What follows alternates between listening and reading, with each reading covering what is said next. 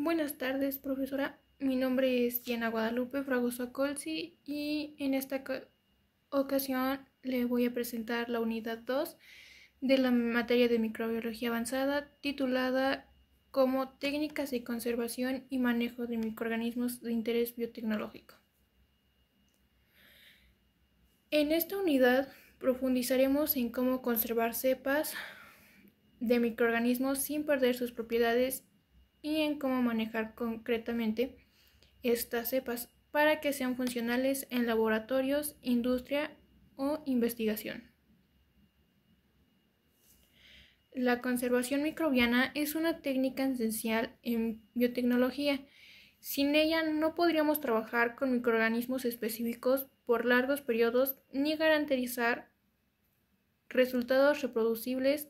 También exploraremos modelos matemáticos que permiten comprender y predecir el crecimiento de las poblaciones microbianas, lo cual es crucial para el diseño de procesos industriales.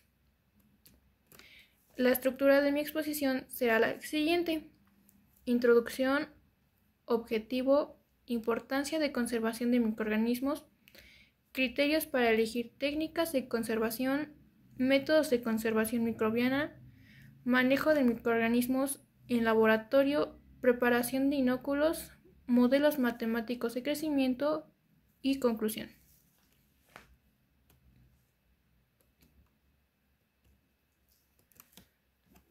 Como introducción, conservar y manejar microorganismos es parte esencial del trabajo en microbiología aplicada. Las cepas deben mantenerse puras, viables y sin alteraciones genéticas o metabólicas durante el tiempo que sea necesario.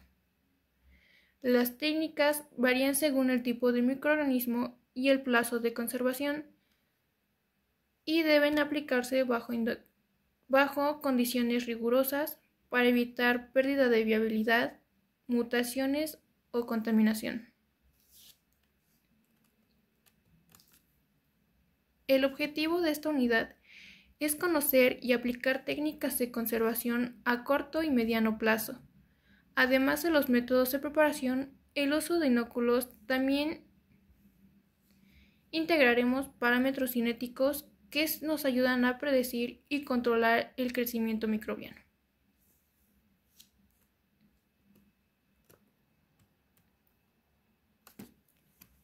Importancia de conservar microorganismos.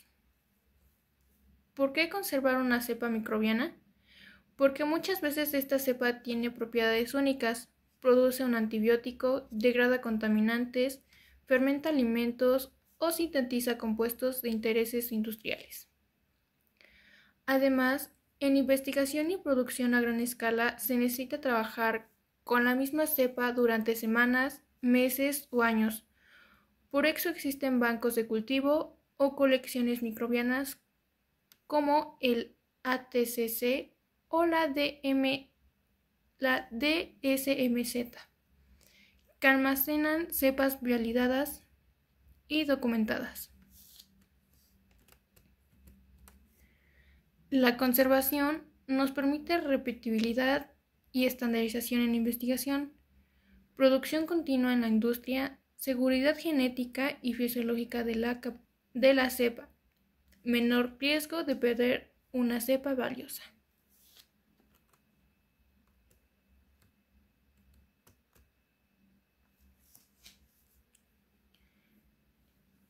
Criterios para elegir una técnica de conservación.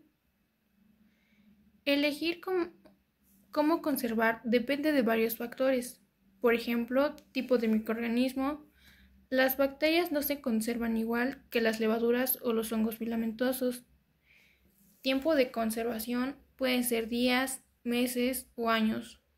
Recursos disponibles. No todos los laboratorios tienen nitrógeno líquido. Costo. Hay métodos más accesibles y otros más caros. El espacio. Algunos requieren equipos grandes. El riesgo de contaminación y de pérdida de viabilidad. En base a estos factores se escoge la técnica más apropiada, evaluando si se busca una solución temporal o una estrategia de conservación permanente.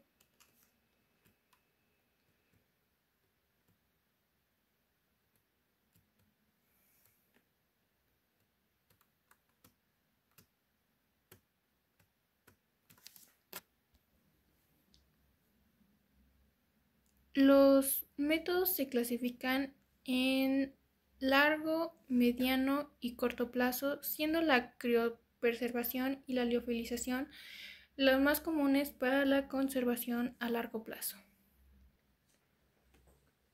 Métodos de conservación. Los métodos de conservación de un microorganismo se pueden clasificar según el tiempo de conservación en métodos a corto, mediano y largo plazo.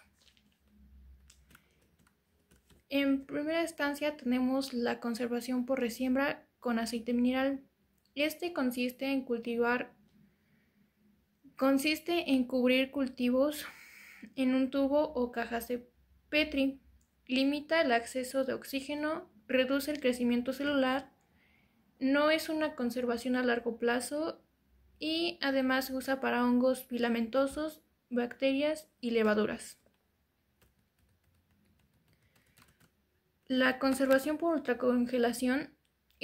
Preserva la viabilidad de las cepas, se puede conservar por años, pero se debe de mantener a temperaturas de menos 40 grados centígrados y menos 86 grados centígrados en tubos de criopreservación para hongos, levaduras, bacterias, células eucariotas. Además, es un proceso demasiado costoso.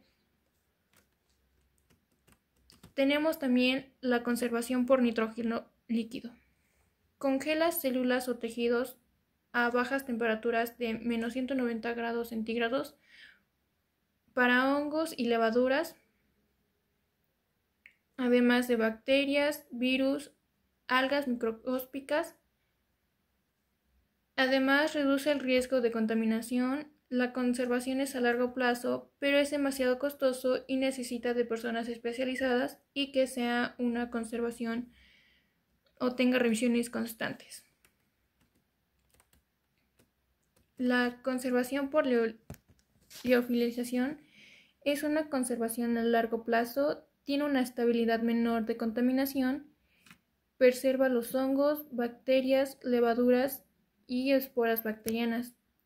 Tiene un costo elevado, la deshidratación es incompleta y tiene un tiempo prolongado. La conservación mediante bolitas de alginato. Encapsula y conserva microorganismos. Se conservan bacterias, levaduras, hongos, microalgas y cianobacterias. Protege de la luz externa, el oxígeno o el calor. Pierde la viabilidad a largo plazo y puede tener un cambio de temperatura o de pH. Conservación por sal. Preserva las salobacterias, se adaptan a ambientes salinos, tiene viabilidad a largo plazo, pero se puede contaminar fácilmente, tiene un crecimiento lento y necesita de estar en un ambiente controlado. No tiene que haber exceso de humedad porque si no pierde su efectividad. Conservación por congelación ordinaria. Se almacena a una temperatura de menos 80 grados centígrados. Se puede conservar a largo y corto plazo. Se usa para bacterias, hongos, levaduras, arqueas y algunas algas. Se preservan características genéticas. Es costosa, por otro lado se necesita una revisión constante y requiere de un equipo especializado. No es muy viable porque un mal manejo de este equipo puede alterar todo y pueden perderse las cepas.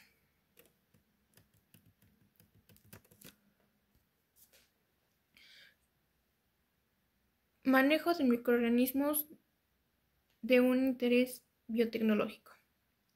Dentro del laboratorio, conservar una cepa no solo significa almacenarla, sino también manipularla correctamente dentro del laboratorio. Algunas prácticas claves son trabajar en condiciones asépticas, usar cabinas de bioseguridad y materiales estériles, elegir medios de cultivo adecuados. Cada especie tiene requerimientos distintos, control de contaminaciones, se realizan pruebas periódicas, el registro de trazabilidad, llevar bitácoras donde se documente cada subcultivo, condiciones y fechas. Inclusive también ponerlo en donde se cultiva nuestro microorganismo, poner las fechas de qué día se sembró, qué se está sembrando y si es posible también la hora. Un mal manejo puede contaminar o deteriorar una cepa, haciendo inútil todo el esfuerzo de conservación. Dentro de la preparación de inóculos se refiere al cultivo de un microorganismo en condiciones óptimas antes de usar. Este debe ser puro, activo y viable para su uso de fermentación, ensayos o producción a gran escala. Los factores es el tamaño del inóculo, fase del crecimiento y del tipo del medio. Además de que debe de cumplir ciertos criterios, debe estar en una fase exponencial o logarítmica, tener una densidad celular adecuada, además de usar el medio apropiado.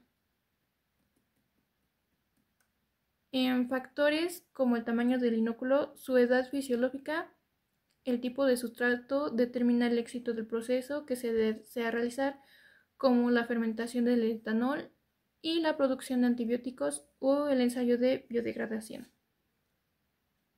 Los modelos matemáticos permiten analizar cómo crece una población microbiana con el tiempo y bajo con qué condiciones. Los más comunes son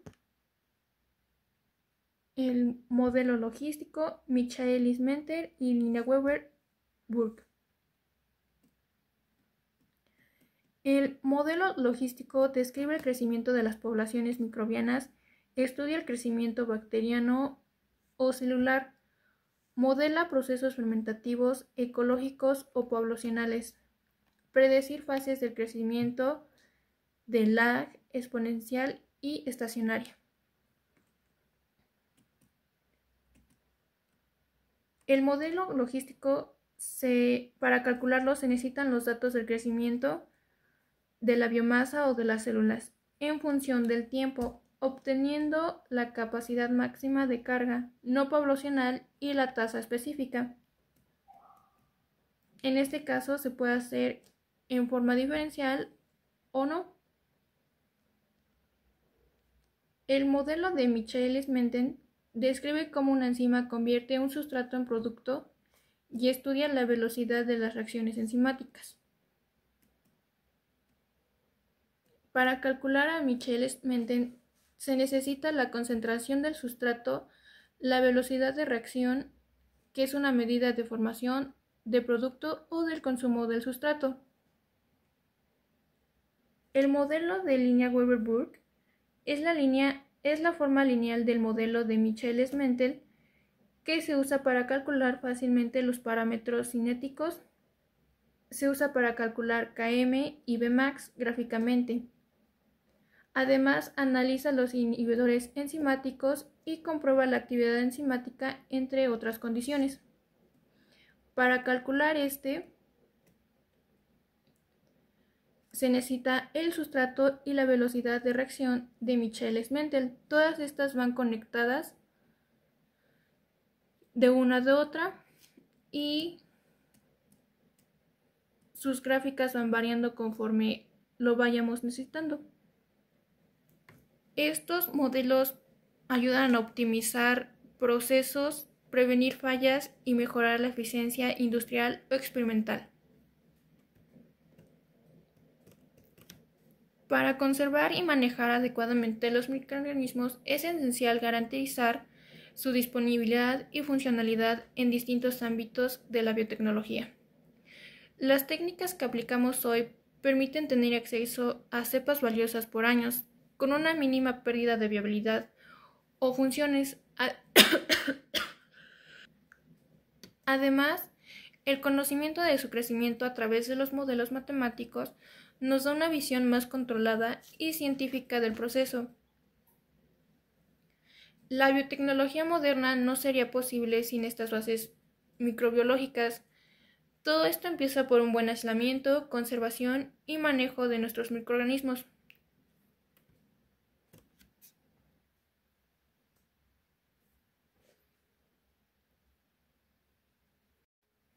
Como conclusión, conservar adecuadamente los microorganismos es fundamental para asegurar su disponibilidad futura sin pérdida de funcionalidad. Además, el manejo correcto en el laboratorio y la comprensión de su cinética de crecimiento permiten una aplicación efectiva a nivel industrial. El uso de modelos matemáticos fortalece el análisis de procesos biotecnológicos. Muchas gracias y eso sería todo por esta unidad. De microorganismos aislados al microscopio son métodos utilizados para examinar y analizar la morfología, estructura y características de los microorganismos, como bacterias, hongos y protozoos. Esta técnica es fundamental en microbiología para la identificación y estudio de microorganismos en diversas aplicaciones, desde investigación hasta control de calidad en la industria alimentaria.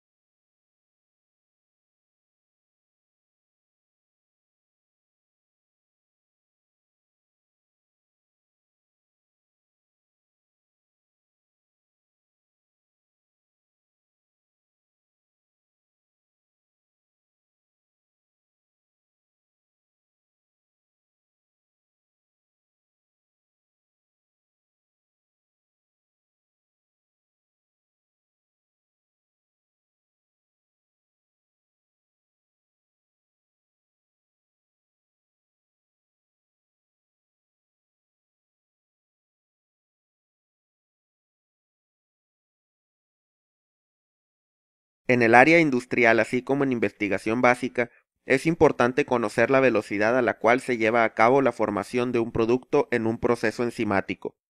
La ecuación de Michaelis-Menten nos permite conocer la velocidad a la que se formará un producto, a una concentración de enzima determinada. La ecuación nos dice que la velocidad de una reacción es igual a la velocidad máxima multiplicada por la concentración del sustrato, entre una constante Km más la concentración de sustrato, en donde Vmax es la velocidad máxima de la reacción y Km es la concentración de sustrato a la cual la reacción alcanza la mitad de su velocidad máxima. Si graficamos esta función, donde el eje de las X representa concentración de sustrato y el eje de las Y es la velocidad, obtendremos una gráfica de esta forma.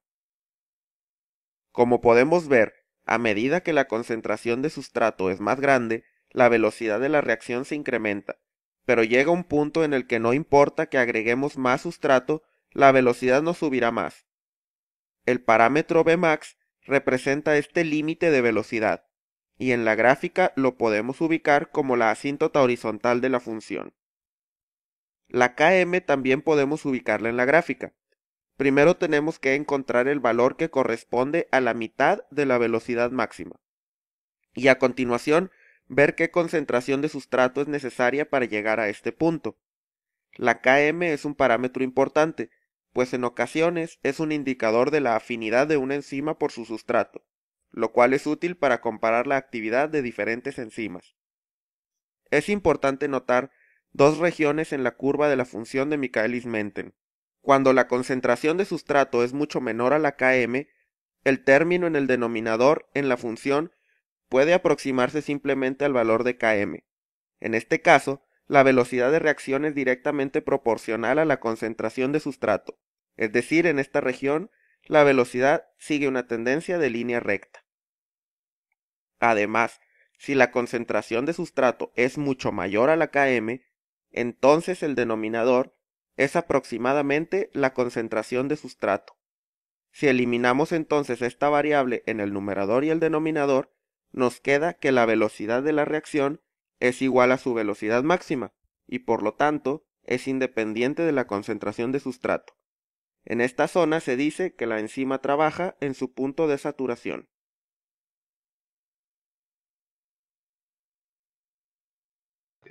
Hay dos modelos de enzima sustrato, el modelo de Fischer y el modelo de Kochler. El modelo de Fischer indica que el sustrato y la enzima tienen una unión perfecta, como si fuera una llave y cerradura. En cambio, Kochler es un ajuste inducido, donde el sustrato modifica la enzima para que puedan unirse. Entonces, el modelo estático es de Fischer y el modelo de Kochler es el modelo dinámico. Otra cosa que hay que recordar de las enzimas es que actúan por mecanismos. Uno por el mecanismo de proximidad, donde para reaccionar deben aproximarse entre sí. El otro es mecanismo ácido-base, donde dependiendo el pH va a generar una reacción. La deformación es que la enzima deforma el sustrato para poder romper sus enlaces y poder reaccionar. Y el mecanismo covalente es la formación de enlaces covalentes entre la enzima y el sustrato de forma momentánea mientras realizan la producción de el nuevo producto a partir de un sustrato. Ahora, vamos a ver lo que es cinética enzimática y es el área de bioquímica que estudia la velocidad de las reacciones enzimáticas y todos los factores que le afectan para disminuir o aumentar la velocidad. Hay que recordar que esto va básicamente en la concentración del sustrato. Entonces, la velocidad de reacción de una enzima con baja concentración será diferente a una velocidad con altas concentraciones de sustrato. Hay una curva que se llama curva sustrato-velocidad, donde vemos que a mayor sustrato, mayor velocidad de reacción. Entonces, cuando el sustrato llega a un límite máximo, alcanza una velocidad máxima. ¿Qué es lo que pasa aquí? Observen, esa Km se llama constante de Michaelis, que es la cantidad de sustrato necesaria para obtener la mitad de la velocidad máxima de la reacción. Entonces quiere decir que hay una cantidad de sustrato que nos indica la mitad de la velocidad máxima de las reacciones. Esto se llama constante de Michaelis. ¿Qué pasa? Cuando una reacción llega a su velocidad máxima, cuando la enzima está saturada, es decir, ya no puede reaccionar con muchos sustratos y llega a esa velocidad máxima. Es la velocidad máxima de producción. ¿Qué pasa? Si una enzima tiene alta afinidad por un sustrato, rápidamente se va a saturar y esto indica que llegará rápidamente a su velocidad máxima. Por lo que si la velocidad máxima en la mitad tenemos que en la constante de Michaelis, cuando rápidamente llega a su velocidad máxima, la constante va a ser mucho menor. En conclusión, cuando una enzima tiene afinidad alta por un sustrato, rápidamente se va a saturar, rápidamente llegará a su velocidad máxima y la constante de Michaelis será mucho menor. Esa es la importancia de esta curva, entender que la constante de Michaelis nos indica afinidad. A mayor afinidad, constante menor. Importante es que el momento que determina la velocidad es con la formación del complejo enzima-sustrato, y a esto se le conoce como estado estacionario. Entonces, nuevamente para recordar, cuando la reacción tiene altas concentraciones del sustrato, la curva permanece como una meseta, y esto se conoce de orden cero. Y cuando las concentraciones son bajas, la curva asciende, se le conoce como primer orden. Entonces, esta es la ecuación de Michaelis-Menten, una fórmula donde muestra la relación entre velocidad y sustrato. Esta es la fórmula donde la velocidad es igual a la velocidad máxima por el sustrato dividido sobre la constante de Michaelis más el sustrato. Si uno ve esto, prácticamente se aterroriza pensando que es una ecuación matemática o que ya se empieza a complicar el curso. Sin embargo, esto nos sirve para entender tres casos. Cuando la concentración de sustrato es menor que la constante de Michaelis, ¿qué es lo que pasa? Despreciamos el valor del sustrato y nos queda la velocidad máxima por la concentración del sustrato sobre la constante. Entonces, la constante por la concentración del sustrato nos indica que cuando la concentración del sustrato es menor que la constante de Michaelis, esto es una forma constante. Entonces, la velocidad va a depender de sustrato. Eso es lo que nos indica. Entonces, la velocidad es igual a una constante por el sustrato. A mayor sustrato, mayor velocidad. Pero, ¿qué pasa cuando el sustrato es igual a la constante? Entonces, tenemos la fórmula, reemplazamos. Si la concentración de sustrato es igual a la constante, tendríamos doble concentración de sustrato y hacemos una división donde la velocidad máxima por el sustrato es igual a 2 veces la concentración del sustrato. Y esto nos indica la velocidad máxima entre 2, es decir, la mitad de la velocidad. Entonces, cuando la concentración iguala a la constante de Michaelis, alcanza la mitad de la velocidad máxima de una reacción. ¿Y qué pasa cuando la concentración es mayor? Ocurre que al reemplazarlo, despreciamos la constante de Michaelis por ser menor y nos va a quedar la velocidad máxima. Entonces, cuando el sustrato excede a la constante de Michaelis, alcanza su velocidad máxima. Esas son las tres explicaciones de la ecuación de Michaelis-Menten. ¿Cuál es su importancia? Que nos da la idea de la afinidad entre enzima y sustrato. Si el sustrato tiene alta afinidad por la enzima, entonces la constante será menor. Y si tiene poca afinidad, no se va a saturar rápido, entonces la constante va a ser mayor. Un ejemplo clásico es cuando las personas ingieren alcohol y presentan una reacción con flashing facial y taquicardia. ¿Qué pasa? Esta es la reacción química del alcohol. Empieza con etanol a nivel del hepatocito, empieza a tener diferentes reacciones que forman acetaldehído, ácido acético, acetilcoenzima A. Esto puede ir a ciclo de Krebs o síntesis de ácido graso. ¿Qué pasa? Hay una enzima que se conoce como acetaldehído deshidrogenasa y tiene dos formas, una de constante de Michaelis elevado y de constante de Michaelis bajo. Entonces quiere decir que hay una que tiene poca afinidad y otra que tiene alta afinidad. Y si tiene alta afinidad, rápido se va a saturar.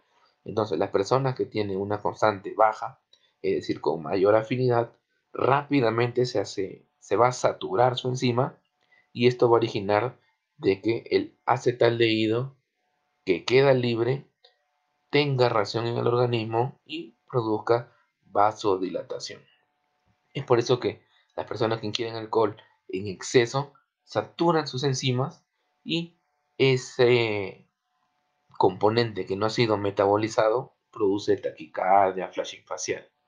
Es una explicación, un ejemplo para que puedan entender lo que es la importancia de la afinidad en las enzimas. Ahora, ¿qué pasa cuando inviertes esta fórmula? Se convierte en una gráfica lineal, que es la de Lineweaver-Burke o del doble recíproco. Simplemente es una curva lineal al invertir la curva de Michelis. Ahora, ¿qué factores van a influir en las reacciones enzimáticas? Básicamente tres. La temperatura. Cuando tienen una temperatura óptima o un poco elevada, hace mayor movimiento sustrato y genera una mayor velocidad de reacción. Ahora, el pH óptimo también es de 5 a 9 y mejora la velocidad. Y otro componente es el sustrato. Al incrementarse el sustrato, llega a su velocidad máxima. En el video que podemos ver aquí, vamos a ver una reacción enzimática donde vemos la enzima de color verde y el sustrato de color azul. Observen la velocidad con la que está realizando la producción de los nuevos productos a partir de los sustratos. Los productos son de color rojo. Pero ¿qué pasa si aumentamos la molécula de sustrato? Observen, al haber mayor molécula de sustrato, la velocidad de producción es mucho mayor. Esto quiere decir que la curva va ascendiendo con respecto a velocidad. ¿Qué pasa si seguimos aumentando el sustrato? Empieza a producir mayor cantidad de productos, pero hay veces que no produce nada porque la enzima empieza a saturarse. Entonces, vean que al aumentar el sustrato aumenta la velocidad, pero llega a un límite máximo. Es su velocidad máxima. Ahora, ¿qué pasa si aumentamos la temperatura? El sustrato empieza a tener mayor movimiento, la enzima produce mayor cantidad de productos. Pero si aumentas a una temperatura excesiva, como las enzimas son proteínas, se empiezan a desnaturalizar y ya no reaccionan. Entonces, temperaturas excesivas tampoco son favorables. Tiene un límite. Ahora vean, aumentando temperatura a 75 grados, ya la enzima no reacciona porque se desnaturaliza. Igual ocurre con el pH. Al aumentar el pH, favorece un poco la reacción, pero al aumentarla en forma excesiva, las proteínas enzimáticas se desnaturalizan y ya no reaccionan o reaccionan lentamente. Entonces, eso es con respecto a la velocidad cinética enzimática. Ahora vamos a ver otro punto que se corresponde con ese tema, que es la inhibición enzimática. Es decir, ciertos factores que van a inhibir las reacciones enzimáticas. Hay inhibidores no específicos que son generalmente irreversibles y hay inhibidores específicos que son reversibles. Tenemos tres tipos: el competitivo, los no competitivos y los acompetitivos. Esto es muy importante en farmacología porque se observa en los diferentes fármacos que podemos utilizar en nuestros pacientes. Ahora, observen aquí una inhibición competitiva. Su mismo nombre lo dice. El inhibidor competitivo va a competir con el sustrato para unirse al sitio activo. Observen aquí cómo el inhibidor se mete al sitio activo y ya no puede ingresar al sustrato. Compite. Va a ganar el que tenga mayor concentración. Entonces, el inhibidor interfiere con el sitio activo de la enzima y el sustrato no puede unirse. ¿Cuál es el resultado? Que la constante de Michaelis aumenta porque va a haber menor afinidad y la velocidad va a permanecer igual. Disminuye la constante. Eso es importante recordar. Ahora, la inhibición no competitiva, vamos a observar que se basa en la forma como se observa en el video. El inhibidor no interfiere con el sitio activo, sino en un sitio diferente. Observen cómo el inhibidor se une en un sitio diferente y el sustrato, por más que se une, no reacciona. No hay formación de productos. Entonces, el inhibidor se une en un lugar distinto al sitio activo y cambia la forma de la enzima. El sustrato puede unirse, pero no reacciona. Entonces la afinidad permanece igual, la constante permanece igual, pero la velocidad de producción disminuye. Eso es importante. Y la inhibición A competitiva es que el inhibidor se va a unir a la enzima una vez que ésta se ha unido al sustrato. Es decir, se une en un lugar distinto al sitio activo, pero luego de la unión enzima-sustrato. Esto va a originar que la constante disminuya y que la velocidad de producción disminuya. En este caso, la inhibición A competitiva disminuye todos los valores de la ecuación sustrato y velocidad. Este es un resumen donde podemos ver que la inhibición competitiva, la constante aumenta, la velocidad es la misma. En la no competitiva la constante es igual y la velocidad máxima disminuye. Y en la A competitiva ambas disminuyen. Vean la curva, una curva con una enzima normal, la línea roja con una inhibición competitiva, donde la velocidad máxima es la misma, pero disminuye la constante. Y una inhibición no competitiva donde la constante es igual, pero la velocidad máxima varía. Estos son los 4 ejemplos de los inhibidores enzima sustrato, inhibidor competitivo en el sitio activo, inhibidor no competitivo en otro lado aparte del sitio activo.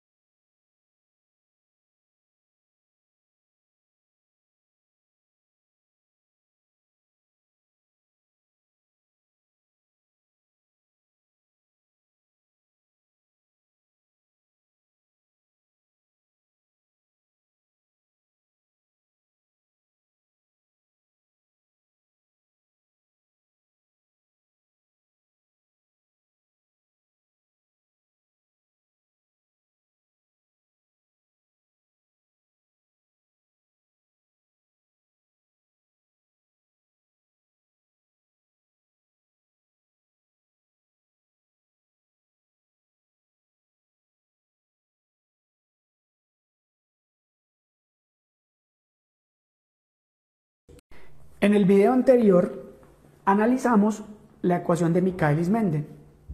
Allí vimos que era una relación directa entre un gráfico de velocidad inicial contra concentración de sustrato, en el cual nos aparecía una hipérbola rectangular.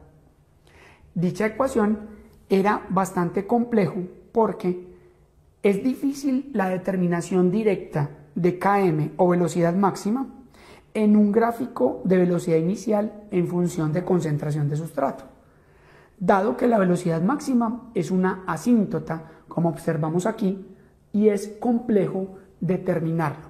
Es posible, pero la exactitud se pierde dado la hipérbola rectangular.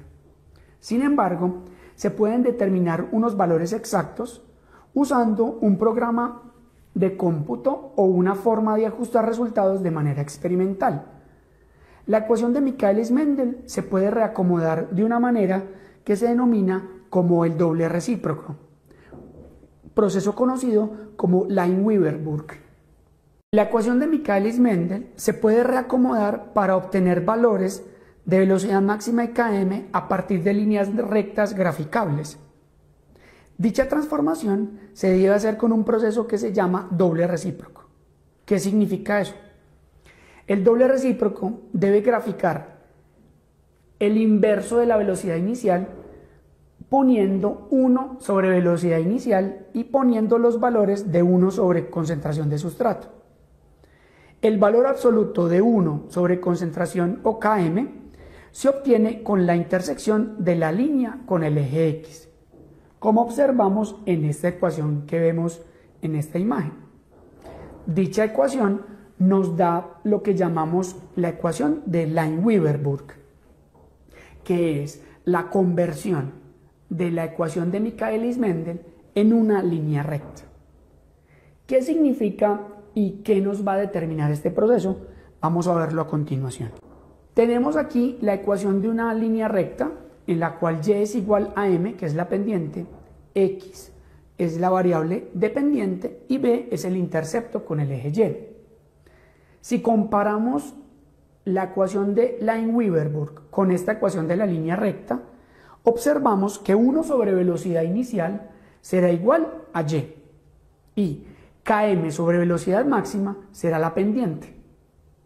1 sobre concentración de sustrato será x, o sea, la variable dependiente, y 1 sobre velocidad máxima será el intercepto con el eje y.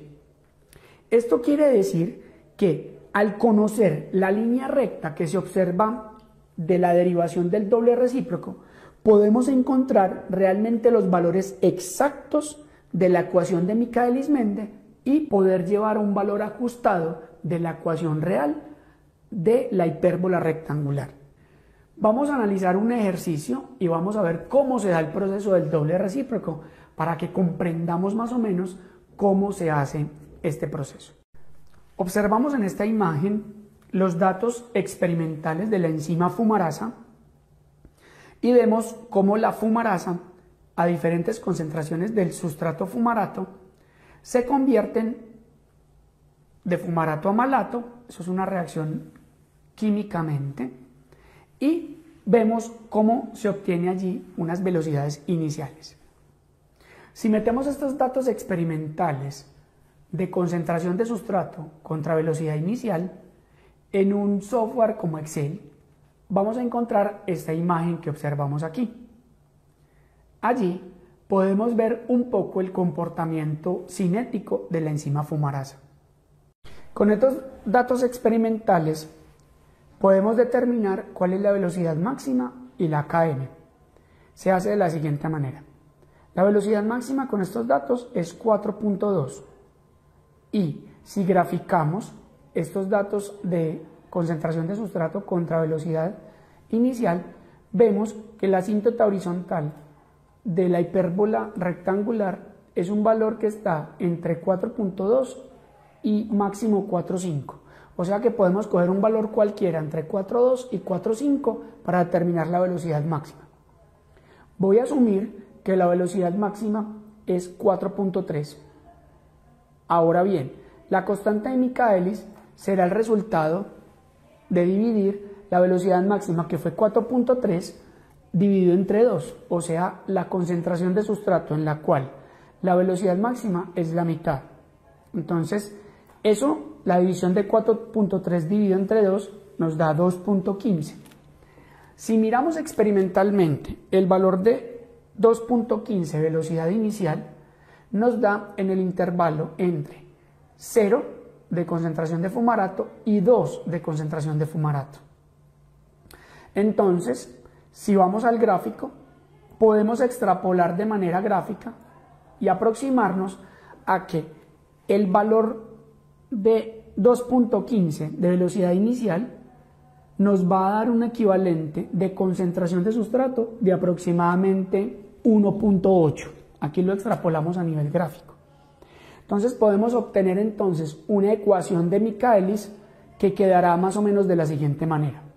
Velocidad inicial será igual a velocidad máxima, que dijimos que era 4.3, por concentración de sustrato, que es la variable dependiente, sobre la km, que en este caso la extrapolamos y nos dio más o menos 1.8, más concentración de sustrato. Con esta ecuación vamos a mirar si podemos determinar o podemos predecir un comportamiento que se asemeje a el proceso experimental. Vamos a mirar cómo. Tomemos de los datos experimentales un valor cualquiera. En este caso voy a tomar el valor de 3.3 de concentración de sustrato. Si ponemos el valor de 3.3 en la ecuación de Michaelis que dedujimos de manera directa, encontramos que el cálculo será que la velocidad inicial para una concentración de 3.3 nos da 2.78. Pero observamos que estos datos no coinciden con los datos experimentales, dado que a una concentración de 3.3 de fumarato, la velocidad de la enzima es de 3.1 y con la ecuación que dedujimos nos dio 2.78. Entonces, la ecuación que se sacó directamente no coincide o no permite predecir los datos experimentales. Entonces, por eso procederemos a hacer el sistema de doble recíproco para poder linealizar los datos experimentales de una hipérbola rectangular. El proceso del doble recíproco es un proceso muy simple en el cual lo que se hace es hacer el inverso de la concentración del sustrato y el inverso de la velocidad inicial. Significa que hacemos 1 dividido la concentración de sustrato y 1 dividido la velocidad inicial. Por lógica, debemos quitar los valores de 0, dado que las divisiones por 0 no son posibles en este aspecto. Estos datos que estamos viendo en esta tabla es los resultados obtenidos del doble recíproco de los datos originales experimentalmente. Una vez ingresados estos datos a un programa de análisis estadístico de regresión lineal, nos va a dar una ecuación de una línea recta, que es la que estamos observando aquí en esta imagen. Tenemos que la ecuación lineal es esta y podemos deducir a partir de esto, comparándolo con la ecuación de Lineweaver-Burke, que el valor de 1 sobre velocidad máxima será igual a 0.1976. Y con esto podemos despejar velocidad máxima, obteniendo un valor de 5.06. Una vez teniendo la velocidad máxima, volvemos a la ecuación original y vemos que el valor de 0.4062 equivale a km sobre velocidad máxima. Como ya conocemos velocidad máxima, reemplazamos el valor de velocidad máxima en esta ecuación y despejamos la constante de Michaelis. Hacemos el cálculo matemático y obtenemos que la constante de Michaelis es de 2.055. Entonces, volvemos a determinar la ecuación de Michaelis a partir de la ecuación de Lineweaver-Burke, quedándonos de la siguiente manera. Velocidad inicial será igual a 5.061, que es la velocidad máxima, por la concentración de sustrato, sobre 2.055 más la concentración de sustrato. Ahora, comprobemos si esta ecuación se adapta realmente a los datos originales del modelo experimental. Y miremos entonces de manera otra vez para la prueba. Cojamos de nuevo el valor de 3.3 de concentración de sustrato y reemplacemos dicho valor en la ecuación nueva que obtuvimos a partir del modelo de Lineweaver-Burke. Si hacemos el cálculo matemático, descubrimos que la velocidad inicial con esta nueva ecuación nos da de 3.11. Esto quiere decir que este modelo matemático de Lineweaver-Burke se adapta perfectamente al modelo experimental, ya que nos pudo predecir la velocidad inicial a dicha concentración.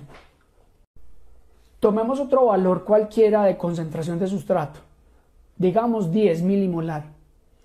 Al reemplazar el valor de 10 en la ecuación que obtuvimos por el sistema de doble recíproco, hacemos matemáticamente el cálculo y descubrimos que el resultado de velocidad inicial es de 4.198. Si comparamos con el valor experimental, que es de 4.2, vemos que es muy cercano y podemos concluir que, sin lugar a dudas, el modelo de Lineweaver-Burke se asemeja más al modelo experimental y nos permite predecir el comportamiento de la enzima, a diferencia del modelo matemático que se deducía a partir de la hipérbola rectangular, que era un modelo que no era muy exacto. En este caso, el modelo de linealización nos permite predecir de manera más exacta el comportamiento cinético de una enzima con características micaelianas.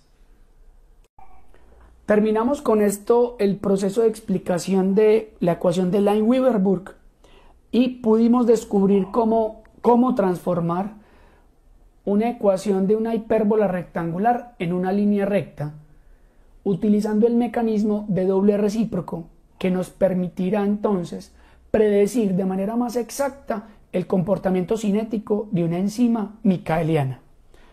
Nos vemos en próximas entregas. Hasta pronto.